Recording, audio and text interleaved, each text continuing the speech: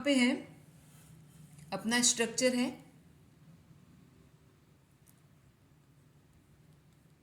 It is, उसको हमने short में लिया है। इट इज का शॉर्ट क्या है? इट्स।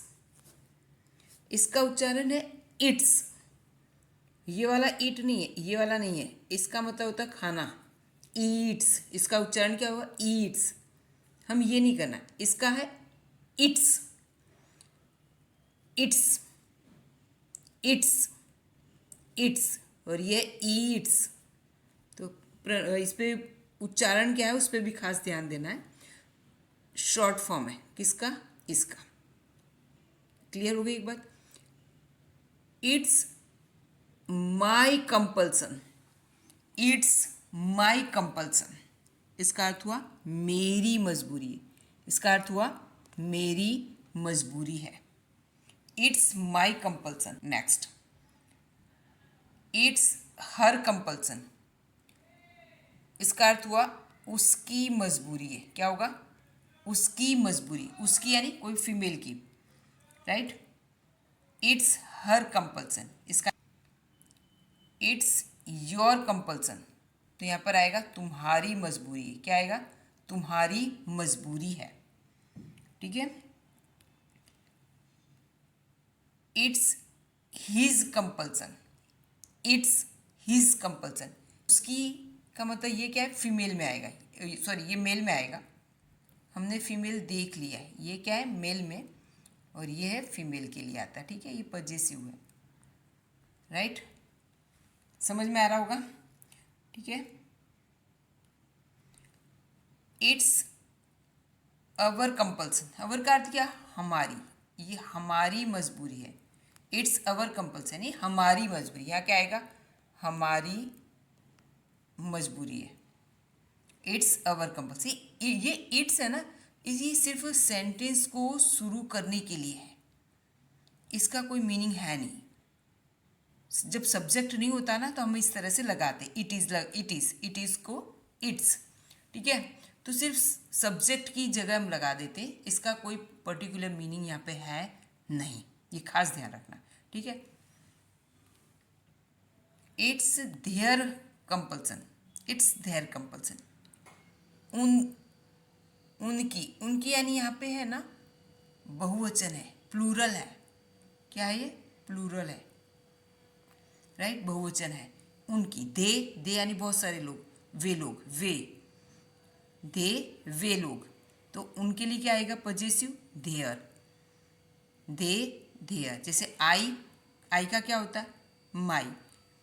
शी का हर, शी का हर, ही का his, you your, we our, they their. ठीक है, आई होप समझ में आ रहा होगा। ठीक है।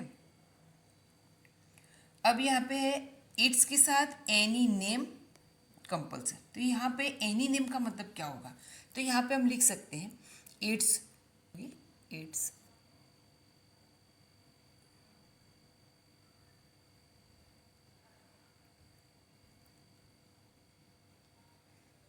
इट्स चिल्ड्रंस कंपल्सन, बच्चों की, ये एपोस्ट्रोफी एस लगा है, चिल्ड्रंस। इट्स चिल्ड्रंस कंपल्सन, बच्चों की मजबूरी है। ठीक है। यहाँ पे मैं सोच रही हूँ कि चलो किसी का नाम लिखती हूँ, तो मैं यहाँ पे एक नाम लिखती हूँ, नीताज। यहाँ पे लिखूंगी नीताज। It's Nita's compulsion. क्या आएगा? It's Nita's compulsion. नीताज, ये इट्स नीताज कंपल्सन का मतलब हुआ नीता की मजबूरी है, नीता की मजबूरी है। ठीक है, आपको ये समझ में आ जाएगा ना, तो स्ट्रक्चर ये वाला समझ में आ जाएगा ना अपना फ्रेज, आगे सेंटेंसेस तो आप अपने आप बना लोगे, बहुत ही ईजी है। ठीक है, इट्स नीताज कंपल्सन। ठीक है। अब यहाँ पे मैं लिखती हूँ यहाँ पे पापास, ये एपोस्ट्रोफी एस लगाना है। ठीक है, राइटिंग थोड़ी समझ में आनी चाहिए आपको। पापास, क्या लिखा? It's papa's compulsion. ये जो एनी नेम है ना, वहाँ पे हम किसी, यहाँ पे हम किसी का भी नाम लिख सकते हैं। इट्स पापास कंपल्सन, पापा की मजबूरी है। ठीक है, चलो, तो आई होप कि आपको ये स्ट्रक्चर समझ में आ गया होगा। ठीक है, ये भी समझ में आ गया। इट इज़ का फुल फॉर्म है, राइट? हम इसको शॉर्ट में ऐसे बोलेंगे। अच्छा, ठीक है, क्लियर हो गया। चलो आगे बढ़ते हैं, ज़्यादा डिले नहीं करेंगे।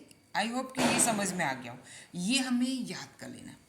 इट्स डैश कंपल्सन, जिसका भी हो, यहाँ पे किसी का भी आ जाएगा। इट्स डैश कंपल्सन, ठीक है। आई होप समझ में आ रहा होगा, ठीक है। आगे बढ़ते हैं। अब हम देखते हैं सेंटेंसेस में। सेंटेंसेस में हम सबसे पहले देखेंगे कि कई बार क्या होता है, ऐसे ये मजबूरी वाले सेंटेंस हम कब बोलते हैं। तो सुनिए, अब मैं बता रही हूँ, मेरी मम्मी है ना बीमार है, मेरी मम्मी बीमार है। सबसे बड़ी घर में मैं ही हूँ, सब बच्चों में मैं ही बड़ी हूँ। तो अब क्या है, सबके लिए खाना बनाना मेरी मजबूरी है। क्या होगा, सबके लिए खाना बनाना मेरी मजबूरी है। तो ऐसे सेंटेंस हम बोलेंगे, पूरे परिवार के लिए खाना बनाना मेरी मजबूरी है। सेंटेंस पे ध्यान दीजिए, पूरे परिवार के लिए खाना बनाना मेरी मजबूरी, यानी मेरी मजबूरी है, उसके लिए हमने क्या क्या मेरी मजबूरी है उसके लिए मैंने क्या दिया है, इट्स माई कंपल्सन। मेरी मजबूरी है उसके लिए हम क्या बोलेंगे, इट्स माई कंपल्सन, ठीक है। मेरा कंपल्सन क्या है, टू कुक, खाना बनाना। खाना बनाना मेरी मजबूरी है, ठीक है। आगे हम जोड़ देंगे for whole family, for whole family, पूरे परिवार के लिए, ठीक है। ये हो गया। अब यहाँ पे मेरी के लिए क्या है, माई, परिवार के लिए फैमिली, और के लिए परिवार के लिए तो फॉर फैमिली। खाना बनाना का इंग्लिश क्या हो, टू कुक, और पूरा पूरा परिवार इसके लिए, संपूर्ण परिवार उसके लिए फॉल। Clear, fall. आपको समझ में आ गया होगा। सारी वर्ड मीनिंग भी मैंने यहाँ पे दे रखी है, जिससे आपको कोई प्रॉब्लम आए नहीं, ठीक है। मेरे ख्याल से ये समझ में आ गया होगा। हमें मेन क्या ध्यान रखना है, it's my compulsion to cook. क्या है, it's my compulsion to cook, खाना बनाना, मतलब खाना बनाना मेरी मजबूरी है। खाना बनाना मेरी मजबूरी है क्योंकि मम्मी बीमार है और कोई ऑप्शन नहीं है, ठीक है। तो it's my compulsion to cook, खाना बनाना मेरी मजबूरी है, ठीक है। समझ में आ गया होगा, ठीक है। नेक्स्ट हम देख लेते हैं। जैसे कई बार हम ऐसे बोलते हैं, क्या ना, यहाँ देखिए, कोई व्यक्ति बीमार है, हम उसे कहते भाई इतनी सारी दवाइयाँ तुम खाते हो, पता भी है ये दवाइयाँ जहर होती हैं, इतनी सारी दवाइयाँ खा रहे हो, तो वैसी तुम प्रॉब्लम में आ रहे हो। ये सारी दवाइयाँ पेट के लिए बहुत नुकसान कर रही हैं, ये अच्छी चीज़ नहीं है। कितना इसमें आप, मतलब ठीक नहीं ये सारी चीज़ें। तब सामने वाला क्या बोलता है, इतनी सारी दवाइयाँ खाना मेरी मजबूरी है, क्योंकि मैं इन दवाइयों के बिना चल ही नहीं सकूँगा। मेरी मतलब मैं सर्वाइव नहीं कर पाऊँगा अगर दवाइयाँ नहीं खाऊँगा तो। तब तो उसको इंग्लिश में क्या बोलें, देखो, इट इज़ माई कंपल्सन, मैंने यहाँ फुल भी लिख दिया है। इट इज़ माई कंपल्सन, मेरी मजबूरी है, क्या, to take so much medicines. It is my compulsion to take, क्या बोलेंगे, it is my compulsion to take. क्या बोलना है, it is my compulsion to take. बोलिए मेरे साथ, it is my compulsion to take. बोलिए, it is my compulsion to take, ठीक है। It is my compulsion to take, आप ऐसे बोल सकते, it's my compulsion to take, it's my compulsion to take. लेना मेरी मजबूरी है, क्या लेना, सो मच मेडिसिन्स, इतनी सारी दवाइयाँ, ठीक है। क्लियर हो गया। अब यहाँ पे टू टेक की जगह टू ईट भी लिख सकते हो। टू टेक तो दिया ही है, और टू हैव भी, तीनों लिख सकते हैं, ठीक है। सेम मीनिंग है, राइट। अब ये भी चलता है इस तरह से। अब ये तो ये हुआ कि दवाइयाँ लेनी। कई बार ऐसे ही होता है कि भाई तुम डॉक्टर के पास क्यों जाते हो, इतनी अपॉइंटमेंट ये वो, तब भी ऐसे होगा, it is my compulsion to go to the doctor. Doctor के पास जाना मेरी मजबूरी है, मैं भी नहीं चाहता हूँ, मैं भी डॉक्टर के पास जाना, चक्कर लगाने, डॉक्टर के चक्कर लगाना मुझे भी पसंद नहीं है, लेकिन क्या करूँ, it is my compulsion to go to the doctor. मेरे साथ बोलिए, it is my compulsion to go to the doctor. क्या बोलना है? It is my compulsion to go. बोलिए, it is my compulsion to go. It is my compulsion to go. मेरा मेरा compulsion है, मेरी मजबूरी है। क्या मजबूरी है? To go to the doctor, doctor के पास जाना। राइट। आप यहाँ पे इस तरह का भी सेंटेंस हो सकता है, इट इज़ चिल्ड्रंस कंपल्सन। क्या आएगा? Children's. It is children's apostrophes S, it is children's, children यानी बच्चे। It is children's compulsion to go to the school. It is children's compulsion to go to the school. School जाना बच्चों की मजबूरी है। School जाना बच्चों की मजबूरी है। ठीक है, सेंटेंस मेरे साथ बोलना है। It's my compulsion. बोलिए, it's my compulsion to take so much medicines. It's my compulsion to take so much medicines. It's my compulsion to go to the doctor. It's my compulsion to go to the doctor. Clear? Next देखते हैं। अब कई बार क्या है कि हाँ, आपका friend आपके आके बोलता है कि भाई तू उसे इतनी मदद क्यों करता है, वो तेरे से कितनी चिढ़ती है और तू भी उसे चिढ़ता है, फिर भी तू उसको मदद करता है। तब हम क्या बोलेंगे? उसे मदद करना मेरी मजबूरी है यार, उसे मदद करना मेरी मजबूरी है। क्यों मजबूरी है? क्या बोलें? वो मेरी मौसी की लड़की है, मैं उसे लाइक तो नहीं करता हूँ, पर वो मेरी मौसी की लड़की है ना, इसलिए मदद करनी पड़ती है, इसलिए उसको मदद करना मेरी मजबूरी है। तो क्या बोलेंगे? It is my compulsion to help him. यहाँ पे हिम है, ठीक है, तो मौसी का लड़का। हिम है तो क्या है? मौसी का लड़का समझ लो, ठीक है। नहीं तो यहाँ पे हर होगा तो मौसी की लड़की या वो जो भी, वो लड़की या मौसी की लड़की जो भी, ठीक है। कोई फीमेल के बारे में बात करें या मेल के बारे में, ओके, ठीक है। उसी मदद करना मेरी मजबूरी। क्या बोले? It is my compulsion to help him. बोलिए, it is my compulsion to help him. It is my compulsion to help him. उसी के लिए क्या है? हिम, मदद करना, टू हेल्प। क्लियर? तो it is my compulsion to help him. It is my compulsion to help him. Right? It is my compulsion to help him. ठीक है। कई बार हम बोलते किसी को बोलते तुम इतने गंदे कपड़े क्यों पहनते हो यार, ठीक है, या पहनते थे, ठीक है। तो अब यहाँ पे देखिए, यहाँ पे दिया है इट वॉज। लिसन हियर, यहाँ पे ध्यान दीजिए, इट वॉज कंपल्सन, तो इसका मतलब मजबूरी थी। It was, it was, it is नहीं है, या इट्स या इट इज़ नहीं है, क्या है? It was, it was.